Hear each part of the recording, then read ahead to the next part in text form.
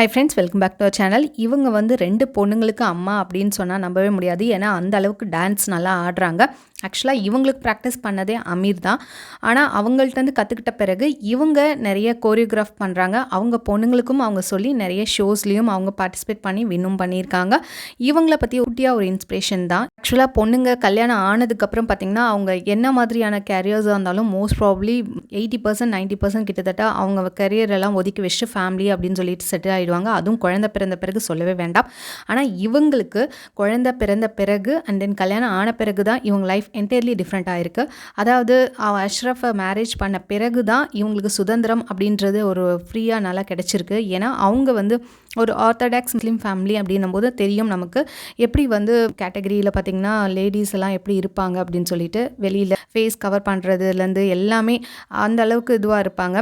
ஆனால் இப்போ இவங்க வந்து இந்த அளவுக்கு பாப்புலராக ஆகிட்டு வராங்க. அண்ட் தென் இவங்க இந்த மாதிரி பண்ணுறது வந்து அவங்க குடும்பமே எதிர்த்து அவங்கள்ட்ட பேசாமலும் இருந்திருக்கு. அதெல்லாம் பரவாயில்ல, நான் இருக்கேன் சப்போர்ட்டுக்கு அப்படின்னு சொல்லி அஷ்ரஃப் இருந்ததுனால தான் அவங்க வந்து டான்ஸ் வர்சஸ் டான்ஸில் அலீனா கூட வந்து ஆடியிருக்காங்க. எங்கள் சொந்தக்காரவங்களுக்குலாம் நான் ஆடுறது பிடிக்கவே இல்லை அப்படின்ற மாதிரி சொல்கிறாங்க ஷைஜி. அவங்களெல்லாம் கண்ண முடிக்க சொல்லுங்கள், பார்க்க வேணான்னு சொல்லிடுங்க அப்படின்னு சொல்லி சதா கிண்டல் பண்ணுவாங்க.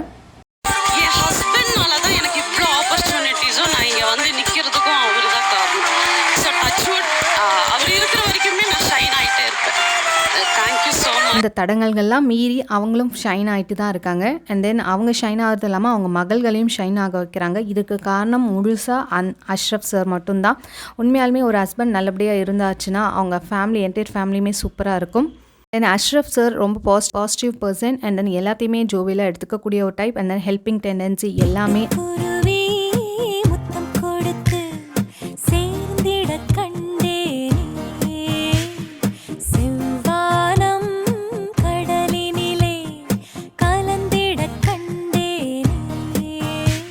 விஜயோட அம்மா அப்பா மட்டும் பேசுகிறது இல்லை, அஷ்ரஃப் சார் ஃபேமிலியிலும் என்டையர்லி டிஃப்ரெண்ட்டாக பேசுகிறதே இல்லை. ஏன்னா அமீரை வந்து கூப்பிட்டு வந்து அடாப்ட் பண்ணதுனால இப்படி நிறைய பிரச்சனைகள் இருந்தாலும் வெளியில் சந்தோஷமாக இருந்துக்கிட்டு தான் இருக்காங்க. இவங்க ஒரு ட்ரூலி இன்ஸ்பிரேஷனல் தான். அதனால தான் இவங்க ஸ்டோரியை நான் போட்டேன். அஷ்ரஃப் வந்து எந்த அளவுக்கு ஜோவியலாக இருக்காருன்றதை பாருங்கள். ஏன்னா முத்துக்கு கிஃப்டாக வந்த ட்ரெஸ்ஸை எடுத்து அவர் போட்டு பார்த்துட்டு ஐ லுக் ஸோ க்யூட்ல அப்படின்னு சொல்லி ஒரு போஸ்ட் போட்டிருக்காரு. நிறைய ஹியூமரஸான போஸ்டெல்லாம் அவர் போட்டுட்ருப்பாரு. அதில் ஒன்று தான் அந்த செந்தாமரையை சாங் ரெக்ரேஷன் பண்ணி கலராக பண்ணிட்டு இருந்தாங்க லாஸ்ட் வீக்கு.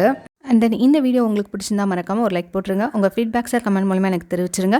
லைக் பண்ணுங்கள், ஷேர் பண்ணுங்கள், கமெண்ட் பண்ணுங்கள். தேங்க்ஸ் ஃபார் வாட்சிங்.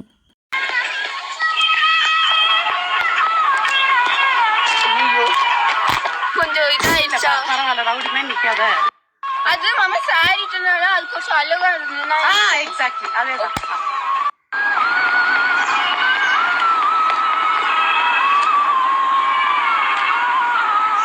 Nice.